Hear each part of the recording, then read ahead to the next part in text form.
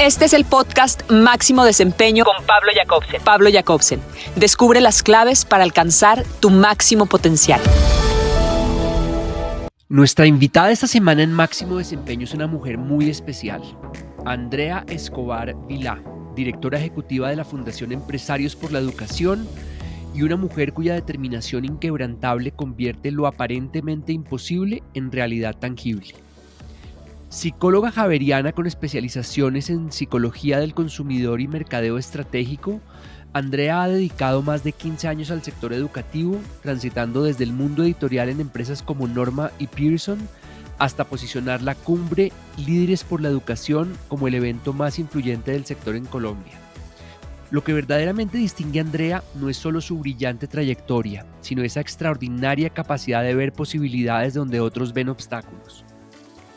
El cielo es el límite no es una simple frase motivacional en sus labios, es la filosofía que impulsa cada uno de sus movimientos. Con una confianza contagiosa que inspira a equipos enteros, Andrea logra materializar iniciativas que parecían inimaginables. Desde atraer a uno de los donantes más importantes del mundo, la Fundación Jacobs, hasta conseguir un lugar en el empalme del gobierno entrante, posicionando la educación en la agenda nacional desde una organización del sector privado.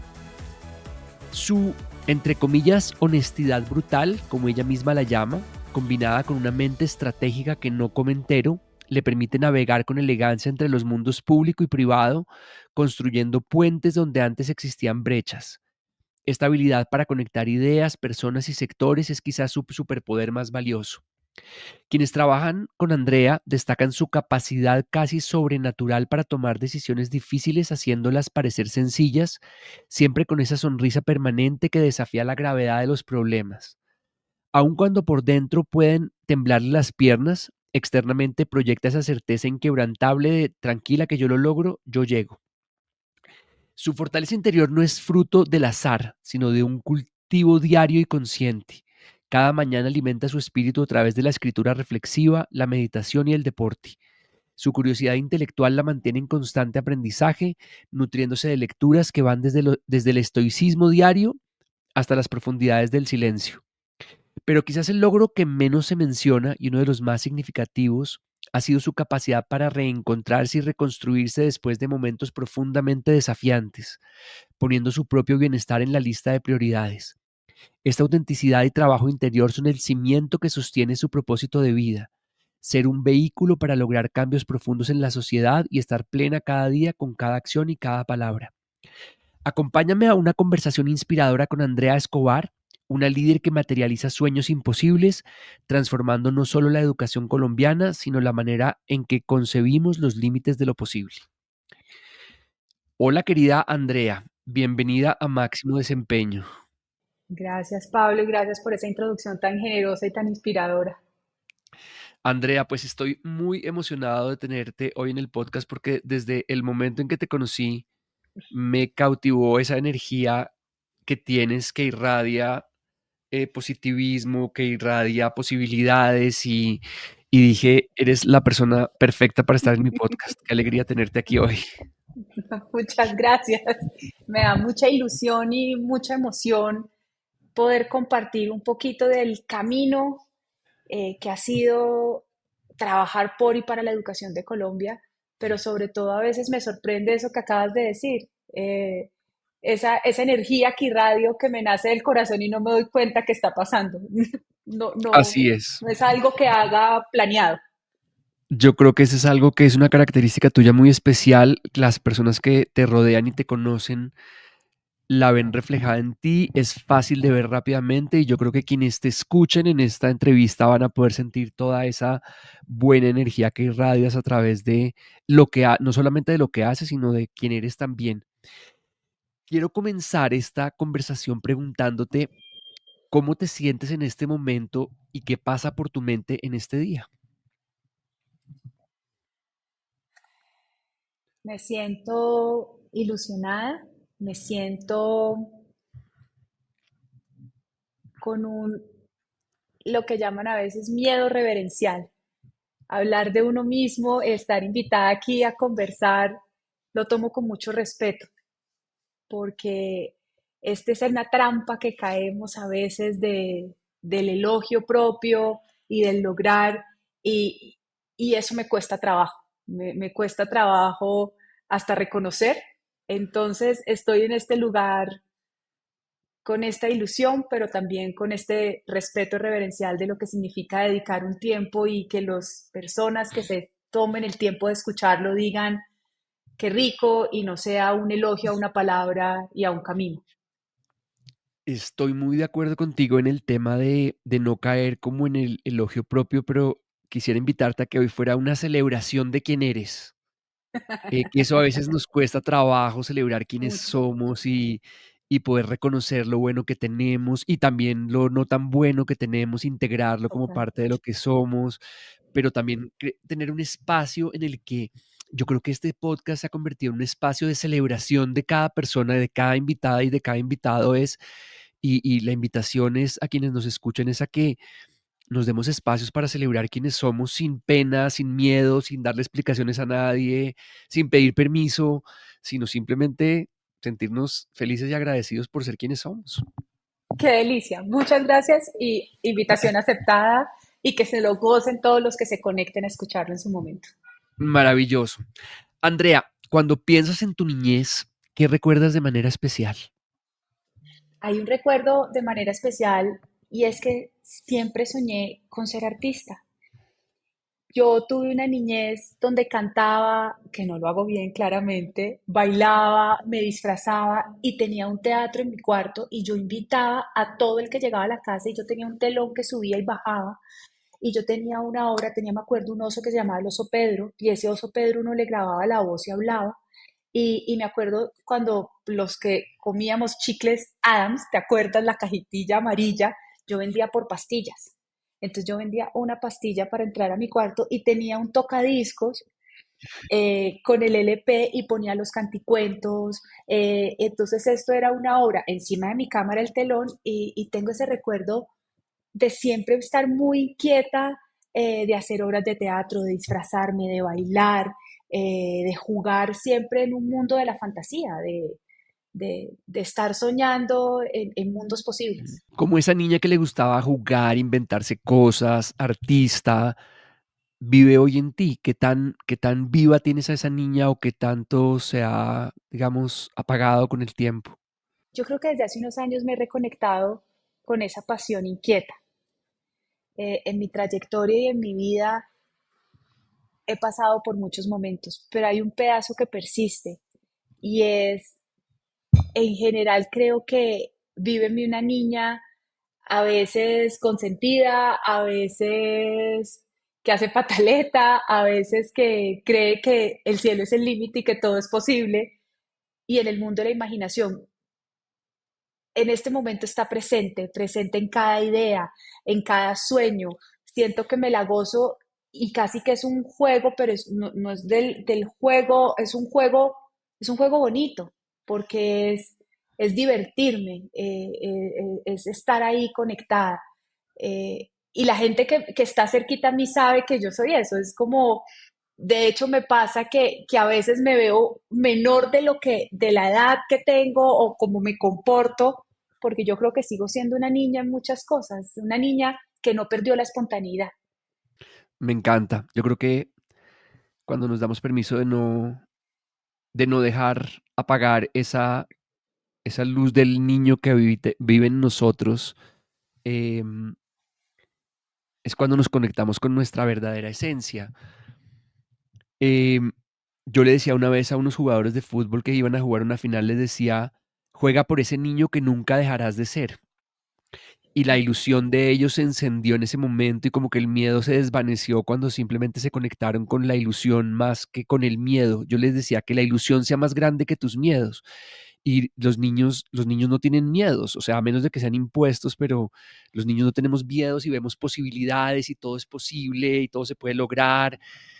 Entonces, qué maravilloso es conectarnos con esa energía que nos mantiene vivos y que nos mantiene con ilusiones de hacer cosas que parecían imposibles y esa es creo que una de tus características. Además hay un ejercicio y es, ¿por qué no? Esa pregunta del ¿y por qué no? hay que intentar y el intentar significa resignificar, repensar, desenamorarse, tan difícil que es desenamorarse de las ideas propias, de las ideas, de los preconceptos. Y en este juego de la vida, porque al final es un juego en el que estamos Mm. y hacérselo más amable, más amoroso, con más luz, pues pasa también por entender por qué no. Y qué delicia no estar al otro día diciendo, lo hubiera intentado. Y ahí creo que se conecta esa ilusión de la niña, de decir, venga, hágale, y por qué no, y dónde está el miedo, sí se Buenísimo. puede. Me encanta. ¿Cuál crees que fue el reto más significativo que enfrentaste en tu etapa de crecimiento y cómo esa experiencia moldeó la mujer que eres hoy? Varios. Yo soy hija de papás separados. Mis papás se separaron cuando yo tenía aún 3 años. Entonces yo no tengo recuerdos de mi papá y mi mamá juntos. Tengo una fortuna de tener un papá y una mamá muy presentes, pero bastante distintos. Entonces yo crecí en dos mundos, el mundo de un papá corporativo, un papá ejecutivo, un papá que viaja, un papá que aún hoy a sus 77 años y pasa un viento, se despeina, te pregunta, ¿tienes un cepillo? Y se quiere peinar.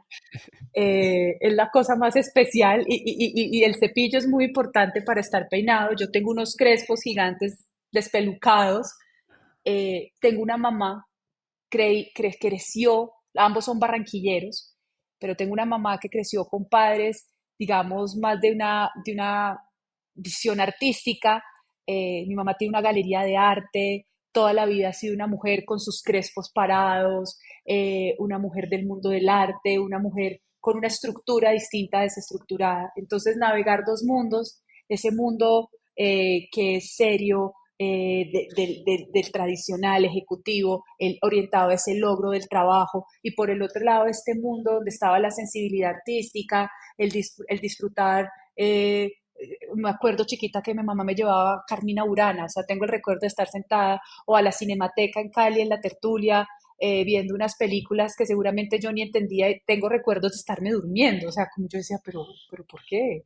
Eh, pero este mundo y esta sensibilidad artística, navegar esos dos mundos también en el momento de crecimiento, pues confronta y crecer en este mundo de padres separados, de estar unos días en este mundo artístico, llegar al otro momento de la estructura, pero al mismo tiempo creo que eso me ha forjado en la mujer que soy hoy, en una mujer que tiene una gran sensibilidad a lo estético, una gran sensibilidad a los puntos de vista, pero también es perfectamente orientada al logro, entiende que la vida hay que planear, que en la vida las cosas no llegan solas, las cosas llegan con trabajo, con dedicación. Entonces, creo que más que un momento es la historia en la que navegué y que he navegado a lo largo de mi vida entendiendo cómo sacar lo mejor de los dos mundos, donde no hay uno bueno ni uno malo, sino que esa construcción de esos dos mundos puede darme una visión de la Mm. vida integral en lo que es para mí, que es esa sensibilidad por la belleza, por la estética, por el arte, por la cultura y este gran mundo corporativo que a veces va a unas velocidades rampantes de logro. Esta reflexión que acabas de hacer entre observar sin tanto juicio, sino esa fue la circunstancia de vida que yo tuve, pero este fue el regalo que me dejó los espacios con mi papá como más ejecutivos, más corporativos y el otro lado toda la parte artística de tu mamá. ¿Qué tanto has trabajado en ese entendimiento de los regalos que esto te trajo? Porque probablemente hay una parte de ti que le hizo falta claramente tener a los papás juntos, pero también hay una parte de ti que ha hecho ese proceso de sanar, de entender, de sacar lo mejor de la experiencia que nos tocó sin juzgarla tanto, sino esa fue la experiencia que tuvimos. ¿Qué tanto ese trabajo interior que tú has hecho te ha ayudado a llegar a este entendimiento? Varias cosas, Pablo. Yo soy psicóloga de formación. Yo estudié psicología. Una cosa que a mí me marcó en la carrera, y yo entré a hacer psicología porque yo tuve terapia desde muy joven. con papás separados. Entonces, ¿qué hacemos con la niña? Yo soy la menor de tres mujeres. Mi papá se vuelve a casar y tengo un hermanito fantástico. Hoy todavía le digo hermanito a un grandote de 36 años, pero o 33 años, pues es un hermanito. Y ya con hija, pero es el hermanito. Eh, y yo siempre tuve terapia. Yo entré a estudiar psicología, yo quiero contarte esta historia para llegar a la respuesta, pensando que yo quería sentarme lo que hicieron conmigo, que yo iba, contaba, hablaba y había esta empatía. Y yo dije, yo quiero ser psicóloga. Yo entré a la carrera y cuando estaba en la carrera me di cuenta que me gustaban otras cosas, me gustaba mercadeo, me gustaba la estrategia y yo me quería cambiar de carrera y mi papá un día me dijo, lo que se empieza se termina en la vida. Cuando te gradúes puedes buscar qué hacer. Y en ese camino yo seguí en terapia. Y a mí me impresionaba mucho que en mi época, pues hace muchos años, eh, la gente no iba tanto al psicólogo. Y mis compañeros estudiando psicología no necesariamente iban a terapia. Creo que éramos muy poquitos los que íbamos a terapia porque pues eso se veía es qué problema tienes. Y siempre para mí la disyuntiva estaba, pero si nos estamos entrenando y sabemos que la gente no va a un psicólogo porque tenga solamente un problema, sino porque se quiere trabajar, porque ustedes no van al psicólogo. Y cuando empecé a atender pacientes en la práctica, dije, uff, esto para mí tengo demasiado ruido interno, mi ruido es tan grande y la responsabilidad es tan grande cuando llega una persona y te pone sus dolores, sus angustias, eso es como una cajita de cristal que te Mm, la abre, te la entrega y esa responsabilidad que la persona se abre y luego cómo le ayudas otra vez a poner en orden en la cajita cada una de esas emociones. Yo dije, esto me parece fantástico, pero mi ruido interno y mi respeto, yo no quiero hacer terapia clínica. Entonces este trabajo ha sido de muchos años de entender ese lugar. La vida no ha sido perfecta. Yo tengo un trabajo, digamos, de los más profundos, ha sido el reto con mi mamá, el reto con la madre, esa mm, madre que fuera una madre presente, una madre que estaba ahí, pero que generaba para mí unos reflejos de ese contraste de los dos mundos, lo mm. tranquilo, lo quieto y el mundo, digámoslo, no quiero usar una palabra muy fuerte, pero sí digamos más caótico, más del hacer.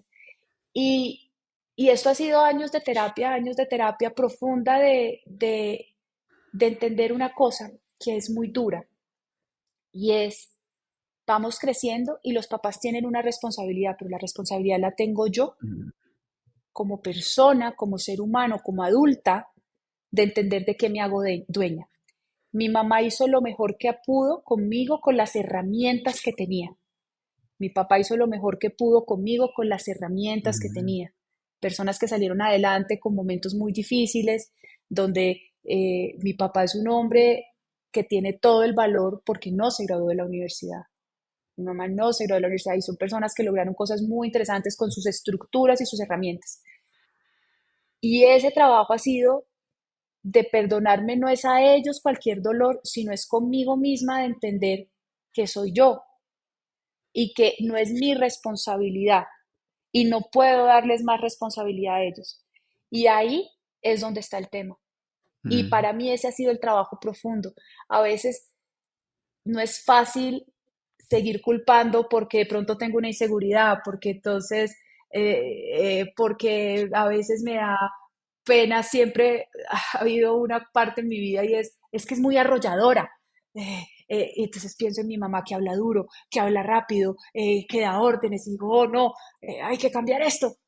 Pero al mismo tiempo es, hombre, la vida se pasa y lo único que nos queda, por más que tenemos todos estos lazos, somos nosotros, los lazos pues alrededor somos nosotros mismos, soy yo misma como recurso último y es la capacidad para conectarme con los otros. Entonces el trabajo ha sido un trabajo de terapia y no Mm, me da pena decirlo y es una terapia para poder responder y no lo tengo resuelto y me cuesta trabajo y saco la niña, y hago pataleta, pero me doy cuenta.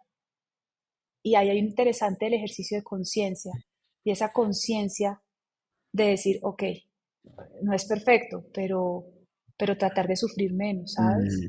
De cargar menos maleta. Todos tenemos una maleta de equipaje, pero ¿cómo vamos organizando y doblando las cositas en la maleta porque es pesada, pero que la pueda cargar. Y yo igual llego a donde llego, llego con mi maleta, porque la maleta no la, está conmigo, de todos los dolores y los retos. En esta reflexión que has hecho, me encanta esa claridad de que la herida no es tu culpa, pero la sanación es tu responsabilidad. Y cuando nosotros nos hacemos responsables de nuestra sanación, de nuestro crecimiento, cuando dejamos de culpar a otros, que eso es como el camino fácil, claramente los padres hicieron lo mejor que podían con lo que tenían y con lo que sabían en ese momento, em, es cuando realmente podemos empezar a ver cambios y empezamos como a tomar el control de nuestra propia vida sin quejarnos y sin buscar otros responsables. Y en ese ejercicio de conciencia que tú hablas, es darte cuenta y hacerte cargo de esas circunstancias de vida que cada uno de nosotros ha tenido que enfrentar, buenas o no tan buenas, o mejor que eso, sin juicios de las circunstancias, sino así simplemente fueron nuestras circunstancias y qué hacemos, cómo le sacamos el máximo provecho a esto que nos tocó. Y yo creo que cuando abordamos nuestra realidad desde esa perspectiva, es cuando salimos fortalecidos y encontramos nuestra voz, encontramos nuestras fortalezas, donde has encontrado como toda esa, como todo ese agarrar, eh, todo ese entorno que te tocó, que yo creo que te has enriquecido mucho con eso por el mismo ejercicio y por la misma terapia que te has abierto a tener, es cómo saco lo mejor de todo esto y cómo integro lo no tan bueno también como parte de lo que soy para, para descubrir realmente quién soy, que es todo lo que eres. Y que no es fácil. Y, y a veces me detengo y digo, ¿tanta fuerza para qué? ¿Tanta fuerza hacia dónde? Y tanta fuerza para lograr qué resultado. Y ahí es la combinación del propósito de vida, de mandarse y las situaciones difíciles en la vida. Yo, yo creo que la vida, en estos días lo hablaba con mi hermana mayor y decíamos, somos unas mujeres que a pesar de, pues nos tuvimos a nosotras juntas en momentos de unos papás separados, de muchas, crecimos y somos unas mujeres fuertes. Compartimos mi hermana y yo que nos divorciamos, divorcios difíciles. Y en el momento que yo me divorcié hace tres, ya voy para 4 años, hace 4 años, una de las cosas más duras para mí en el momento de un divorcio, digamos, radical, fue no planeado, por decirlo así, fue el entender como mujer la fuerza y como mujer como los límites y como el reconocerme a mí en un lugar donde tengo que cuidar. Y si no me cuido, no voy a ser capaz de ser una buena líder en mi trabajo, no voy a ser capaz de ser una buena líder con mi familia, no voy a ser capaz de ser una buena líder en ningún ámbito de mi vida, pero sobre todo no voy a ser capaz de dar el amor en cualquier cosa que hago si el amor no está primero en mí. Y eso ah, fue un proceso de hacerlo consciente. Seguramente lo había hecho inconscientemente toda mi vida, pero ahora es un proceso consciente. Yo amo a veces cuando se suelta la cadena, ¡pum! Uno suelta la cadena y se manda. Y busco cada vez que se me suelte menos la cadena, pero más es pensando en ese amor de, hombre, la embarramos, hombre, pasan cosas fuertes, Mm. pero los límites no se pasan, los límites se respetan. No sé. Qué maravilla eso que nos compartes, em, porque, porque llegamos a realizaciones en las que entendemos que hay ciertas cosas que son negociables, pero hay ciertas cosas que no. ¿Qué aprendiste sobre esos no negociables, entendiendo muy bien algo que a veces se nos olvida y es lo que nos merecemos? Eh, lo que nos merecemos y a veces como que mendigamos el amor y no nos damos cuenta del merecimiento que tenemos simplemente por estar en una relación nos merecemos cosas que son importantes. Tocas un punto crítico, Pablo, y es el hablar. Aprendí algo y es el no callarme. Pareciera, y en la introducción decías, y en general la gente que me conoce dice, Andrea no se guarda nada. Y me reconocen por la que se para y habla y dice las cosas como son. Y a veces suena muy duro y es como, es que eres durísima, pero porque como que me nace el corazón y digo, ay, eso tan feo, ay, ¿y eso por qué? Y pareciera que hablar, pero en el mundo, en mi vida personal, en mi vida de pareja, yo no hablaba, yo me quedaba callada y yo decía, no, no le paraba bolas. ¿Qué aprendí? Y creo que es una lección profunda y es el hablar para poder tomar decisiones, el hablar para avanzar, que eso pareciera una obviedad, pero no es tan obvio cuando estás en el día a día. Ese no negociable del no traicionarme. Traicionarse es tan fácil, la disciplina es tan fácil de romper. Este ejercicio de decir, me comprometo a que no me voy a traicionar, no voy a traicionar mis emociones, no voy a traicionar lo que Ujú, quiero. Y eso no significa que no se negocie, que no se ceda, eso no significa que no haya puntos medios, nada que ver. Pero la lección más grande, y que la pongo en mi vida laboral la ponía, pero fue conciliar la vida, esa ujú, fuerza que tengo en la vida laboral a mi vida personal. Y ujú. es decir, puedo hablar, no estoy cómoda, no quiero esto. Y creo que el otro, como digo yo, de un 100% que es una pareja, el otro Ujú. 50% lo agradece de alguna manera. Y no es fácil recibirlo, pero yo siento que se puede construir. Y ahí he estado, en entender que hay que hablar. No es fácil.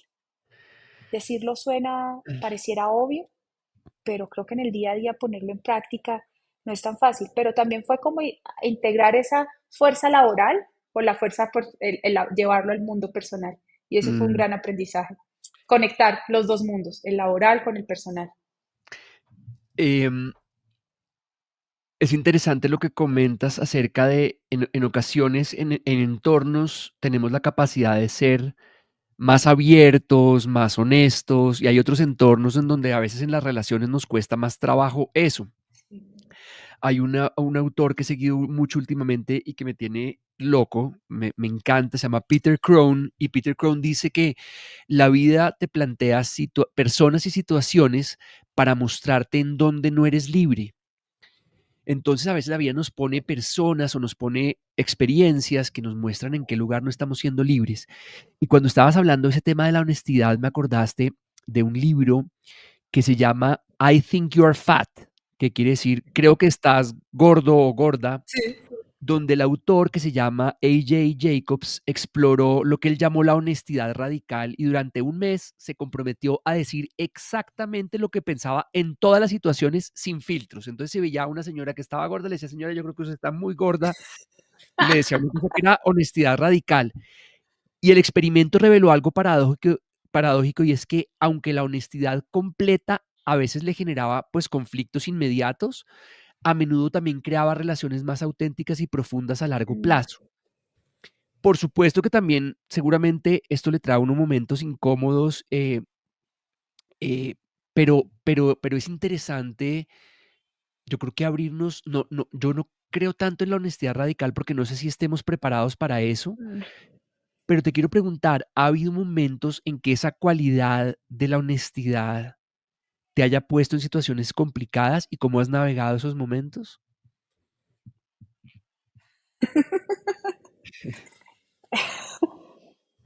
Más de lo que te puedes imaginar. Eh, navegar esto es súper difícil. La respuesta aquí es la siguiente.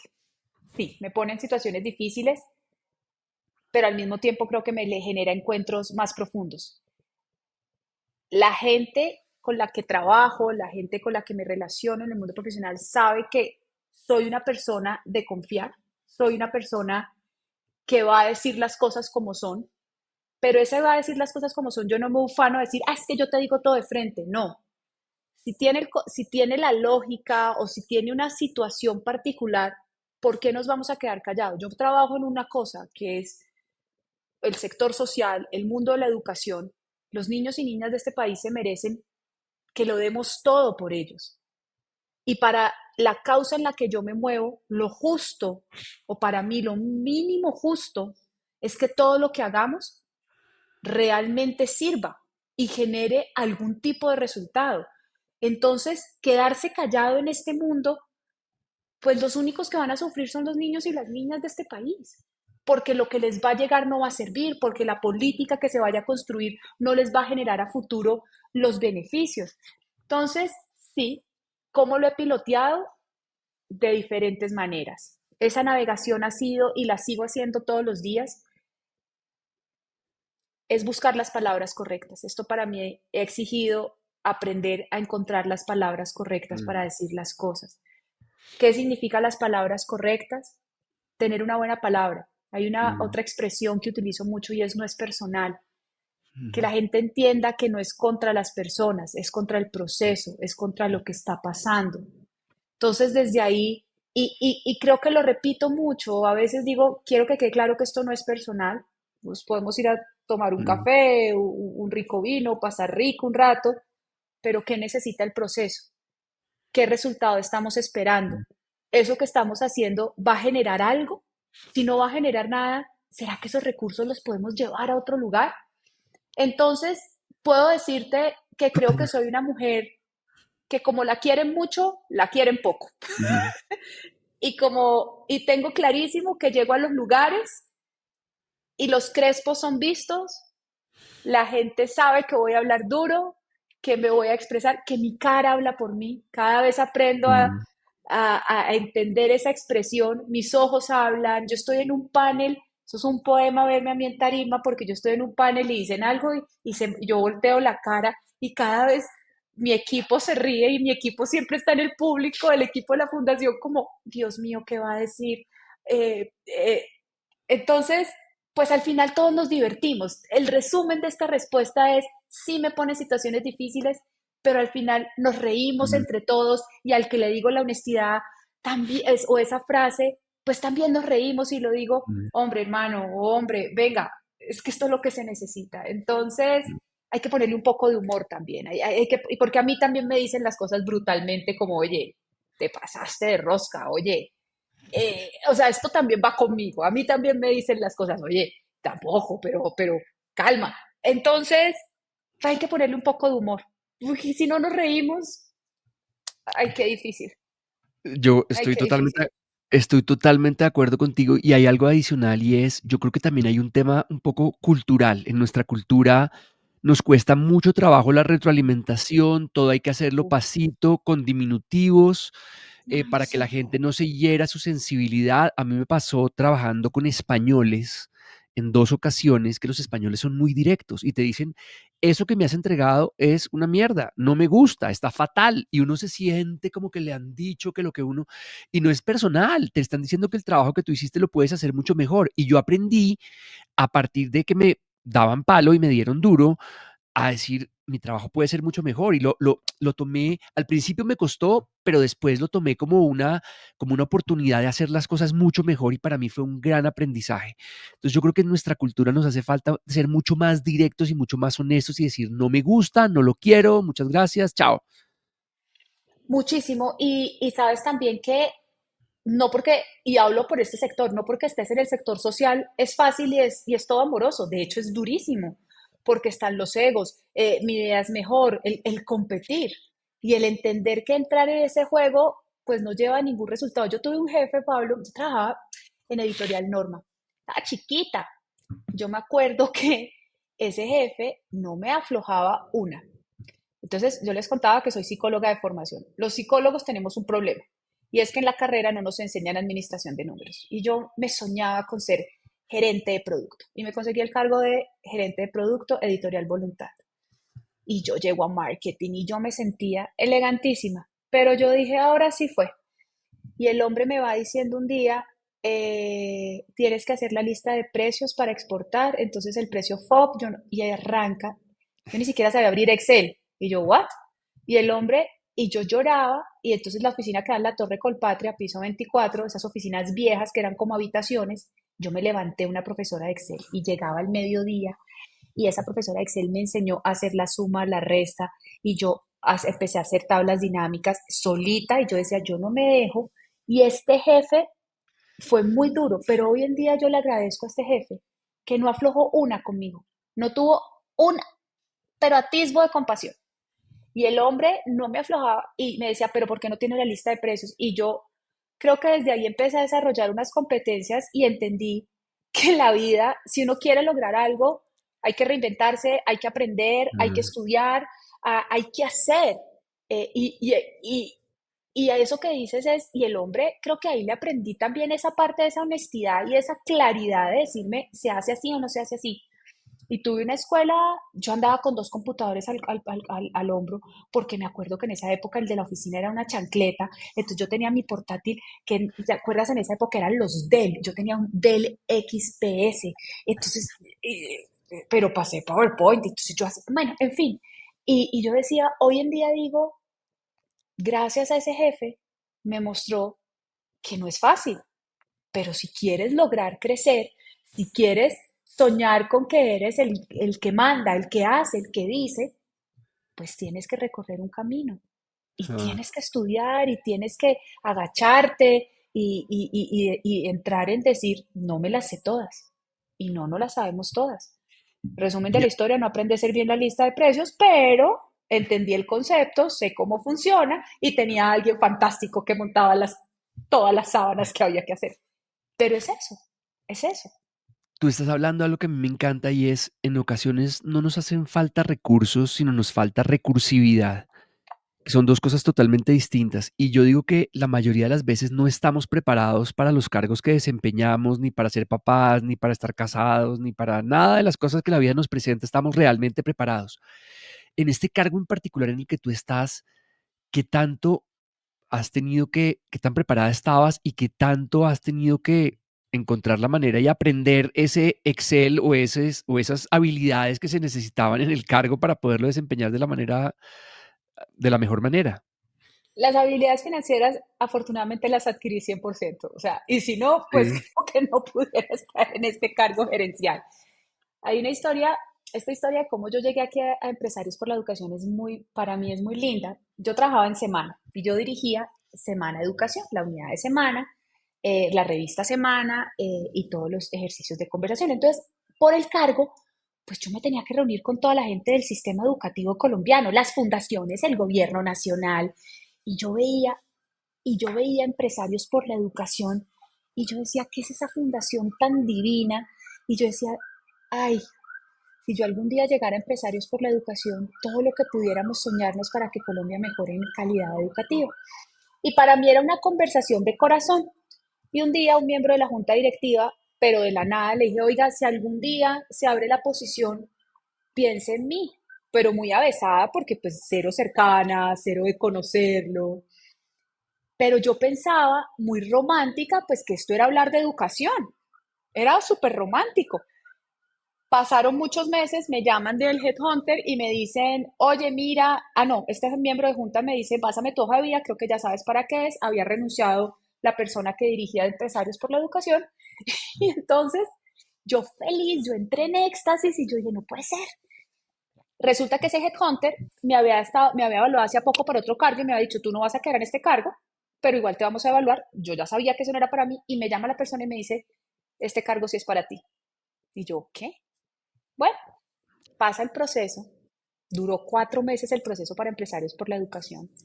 Quedo en el proceso, me llama Carlos Enrique Cabellier, Marcela Restrepo y me dicen, bienvenida a Empresarios por la Educación, ha sido seleccionada como la nueva directora ejecutiva. Yo no, mejor dicho, yo no creía en nadie.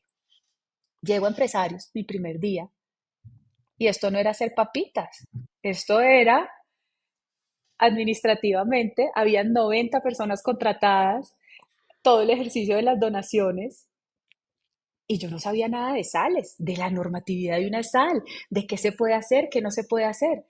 Yo me siento y se reúne todo el equipo y todo el equipo dice, se presenta y cada uno dice qué no quiere que cambie de la organización, o sea, qué quiere que permanezca y qué le gustaría que cambiara. Pero esto no lo pedí yo, ellos se inventaron esa metodología de bienvenida. Y yo anotaba en un cuadernito lo que no querían que cambiara. Y yo decía, ¿qué es esto? Y yo llegaba a llorar a mi casa, a llorar. Y yo decía, ¿en qué me metí? ¿Y esto qué significa? Entonces habían, ahí las anécdotas son todas. Llegué un día a la fundación y yo dije, ay, esas matas están incomodando el paso. Y al otro día llegué y habían botado todas las matas porque a Andrea no le gusta la naturaleza. Esta historia es épica en la fundación y yo, pero yo no dije que no me gustaba la naturaleza, solamente que si la corrían un poquito uno podía pasar. Esto era un ejercicio de resistencia porque había que cambiar la fundación, había que hacer todo un ejercicio de llevarla de operación de programas a ser una red de conocimiento independiente, a pasarla a un lugar estratégico de influencia e incidencia en la conversación. ¿Qué me tocó aprender?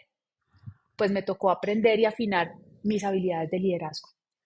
Realmente de entender cómo, de liderazgo, de estrategia, y entender cómo combinas, qué significa hacer un proceso de cambio. Cambiar duele. Es que cambiar, en general, cambiar es un proceso doloroso.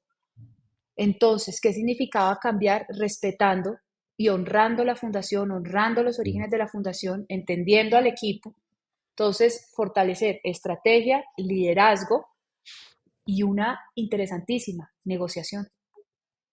Poder negociar lo uno y lo otro. Y la última, que se me viene a la mente ahora, trabajar con una junta directiva. Yo nunca le había reportado a una junta directiva. Y la junta directiva de Empresarios por la Educación, pues es una junta directiva espectacular porque además son todos unas personas brillantes.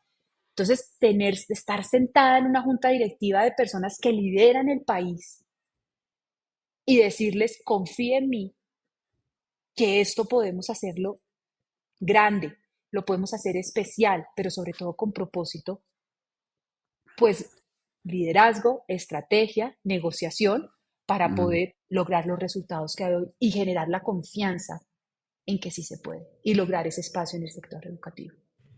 Andrea, tú mencionas que después de atravesar momentos muy difíciles lograste reencontrarte y reconstruirte. ¿Podrías compartir algo de ese proceso íntimo de reconstrucción y qué descubriste sobre ti misma? Claro que sí.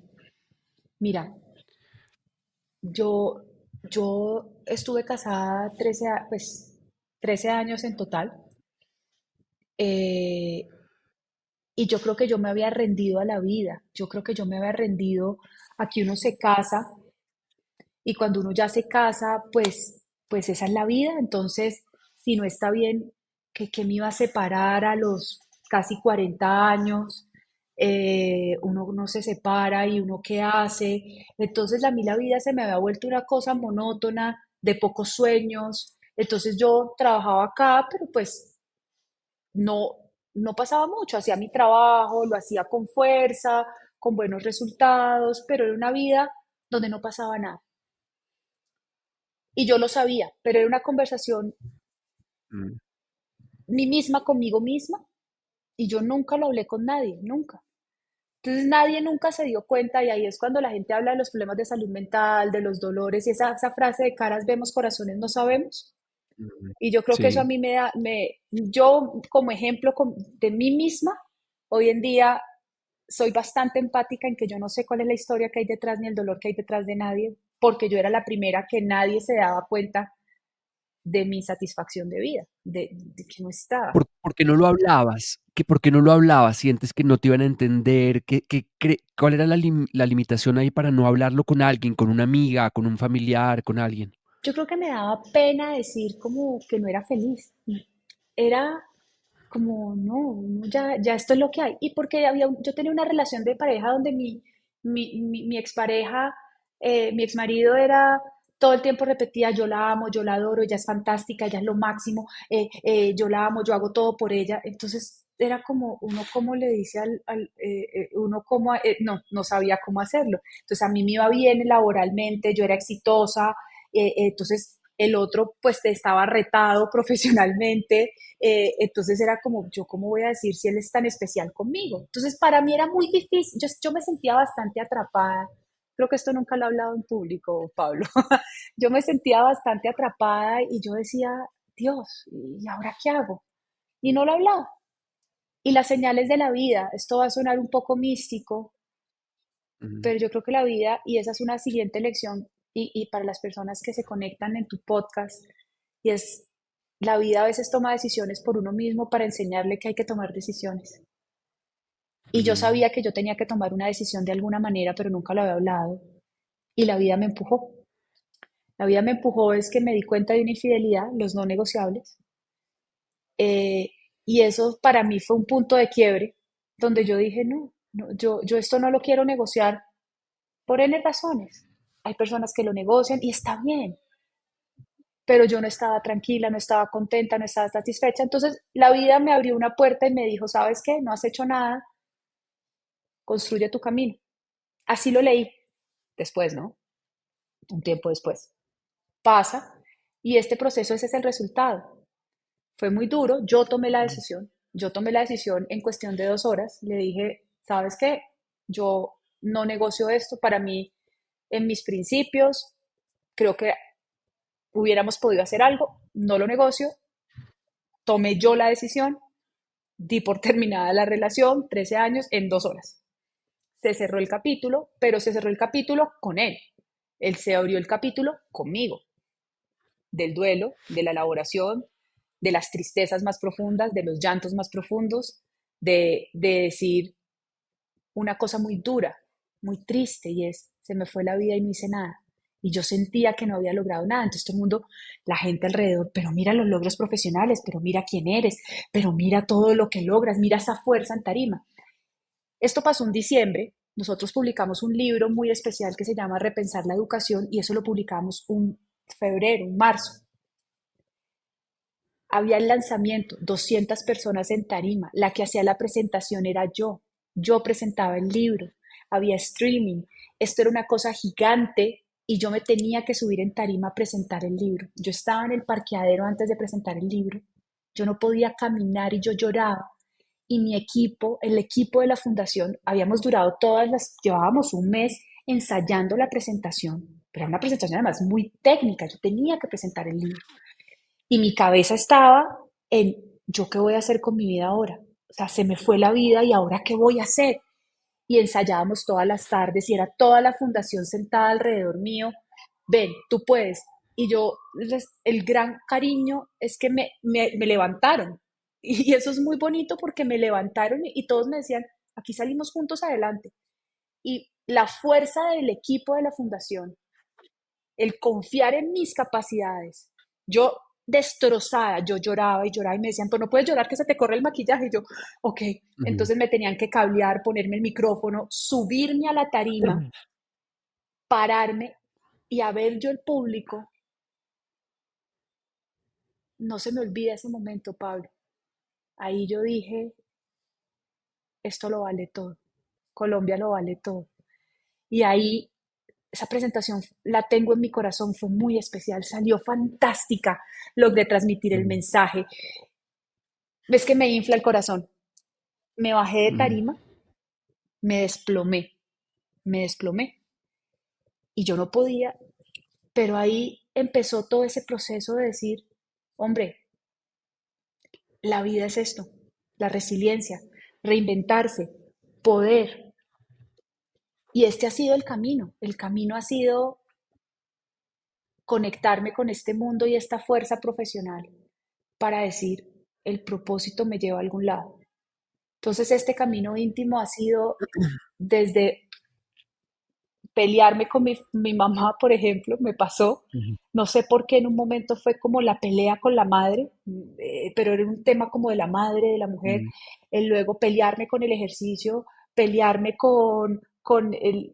pasé por todas, a llegar a decir, somos un todo integral, a reconectarme con escribir, con la familia, con la mujer, con el Ujú. trabajo y también una lección de humildad profunda. porque ese de no hablar es la soberbia de que todo se lo puedo, soy perfecta, lo logro. Y aquí fue decir, me pasó, me quebró, me Mm, agaché y me estoy parando. Y le pasa a muchas parejas, o sea, hombres, mm, mujeres, no era ni la primera ni la última. Cuando lo miro en perspectiva digo, hombre, pasa, pero para mí era mi vida y una vida que ujú. puse la fuerza al servicio de lo que hago. Es interesante cómo tal vez la conexión con un propósito, con algo más grande que tú, que trascendía más allá de ti, te dio la fuerza para pararte en ese escenario y poder, en un momento, digamos, personal muy difícil, tener esa fortaleza para poderlo hacer y después te derrumbaste, pero tuviste esa fuerza a través de la conexión con eso que va más allá de nosotros mismos. Y creo que eso es un poquito la fuerza del propósito y creo que tu propósito de vida es muy claro y creo que te está llevando por el camino, por unos caminos que son muy interesantes y queremos ver a dónde vas a llegar, porque vas a llegar seguramente muchísimo más lejos. En tu vida ha habido muchos capítulos fascinantes y superaste ese capítulo difícil en un momento específico. ¿Qué título le pondrías al capítulo que estás escribiendo en este momento? Wow, wow. Esta historia que continúo escribiendo, Florecer. El capítulo sería Florecer. Maravilloso. Andrea, si pudieras poner un enorme cartel en un lugar que todo el mundo pudiera ver, ¿qué mensaje compartirías y por qué? Yo pusiera un cartel enorme en un lugar, yo creo que yo diría, y es, no hay límite. Y parece de verdad cliché, pero mi frase gigante sería, no hay límite y vale la pena intentarlo todo por lo que se sueña. Y pondría un selling line. La educación sí trae, la educación sí paga. Maravilloso. Andrea, después de todo lo que has descubierto, sanado, crecido a través de tus experiencias, ¿qué significa para ti hoy el éxito? ¿Qué es ser exitosa? Para mí hoy, esa pregunta está, esa pregunta, Pablo, tiene matices interesantísimos. Para mí hoy el éxito se mide en mi tranquilidad. Para mí el éxito hoy se mide en que salga en la tarde y llegue a mi casa y me pueda acostar a dormir y pueda dormir tranquila. El éxito se mide en que tenga una conciencia tranquila de que las cosas que están pasando tienen resultados. El éxito hoy ya no lo mido en cuántos seguidores tengo. Me acuerdo que Ujú. yo no tengo seguidores, pero digamos como, oh, llegué a 1500 seguidores en X, o cuántos aplausos, felicitaciones, mensajes recibo, ni cuántas venias me dan. Para mí el éxito hoy está en que hoy en el lugar en el que tengo la tarea, que se llama ser directora de la Fundación Empresarios por la Educación, trascienda en la historia de Colombia como un lugar que apoya el sistema educativo colombiano público. Para mí el éxito, y no importa si fue Andrea, que digan Andrea, no, pero que pasen 15 años y donde esté yo, diga, todavía sobreviví. Para mí el éxito se mide en Mm. que yo tengo una vida tranquila y me la gozo cada minuto. Ese es el éxito. Andrea, cuando miras tu recorrido hasta hoy, ¿de qué te sientes más orgullosa?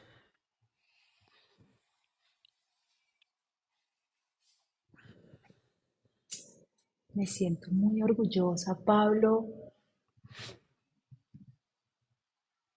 Ay, yo creo que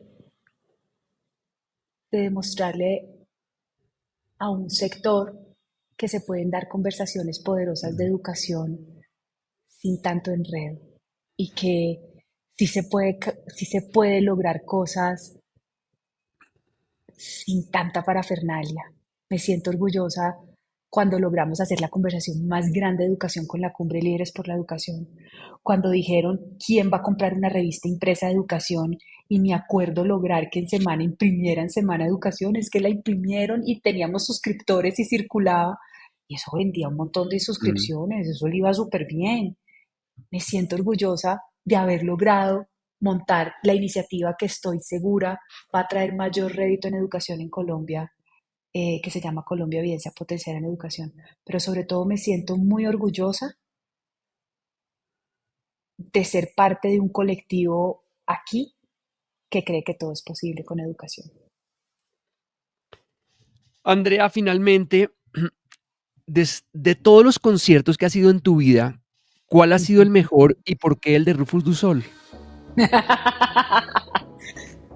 Épico, épico el de Rufus. Pero te voy a decir que no ha sido el mejor concierto de mi vida. Ese fue fantástico No, y yo ese necesitaba que marca tú la dijeras, historia. yo Te voy a necesitaba que decir tú cuál es el mejor dijeras concierto eso. de mi vida. Karol G.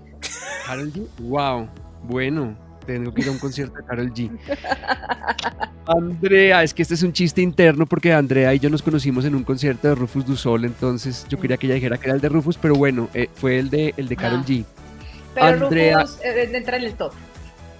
maravilloso. Andrea, quiero darte las gracias por este espacio. Disfruté mucho conversando contigo. Me quedaron 25 preguntas en el tintero porque quería hablar contigo de muchas más cosas, pero quiero como ser riguroso con el tiempo y darte las gracias, decirte que te admiro muchísimo, que admiro mucho el trabajo que estás haciendo, que me parece muy interesante conocer más y de que las personas conozcan más. Quienes quieren seguir a la fundación, saber lo que hace, quienes quieren seguirte a ti, porque yo creo que no sé si tengas muchos seguidores, pero tienes un club de fans del cual yo hago parte. Entonces, ¿dónde te podemos seguir? Claro que sí. A mí, Andrea Evila es el arroba para mis redes y Empresarios por la Educación es buscar Fundación Empresarios por la Educación, que aquí están también los crespos presentes pensando que Colombia sí puede avanzar en materia de calidad educativa. Este es el podcast Máximo Desempeño con Pablo Jacobsen. Pablo Jacobsen. Descubre las claves para alcanzar tu máximo potencial.